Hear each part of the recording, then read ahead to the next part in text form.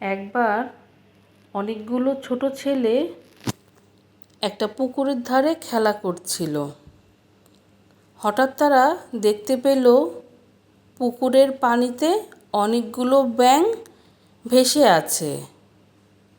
ব্যাঙগুলিকে দেখে ছেলেরা একটা দুষ্টু বুদ্ধি বের করলো আর একটা অদ্ভুত খেলায় মেতে উঠল। ছেলেগুলো অনেকগুলো পাথর কুড়িয়ে ব্যাঙের উদ্দেশ্যে ঢিল মারতে লাগলো। ঢিল লেগে কয়েকটা ব্যাঙ মরেও গেল। একটা বয়স্ক ব্যাঙ তখন ছেলেদেরকে ডেকে বলল, এতক্ষণ তোমরা পুকুর পাড়ে খেলছিলে, কিন্তু এখন তোমরা যা করছো সেটা তোমাদের জন্য খেলা হলেও আমাদের কাছে এটা জীবন মরণ সমস্যা।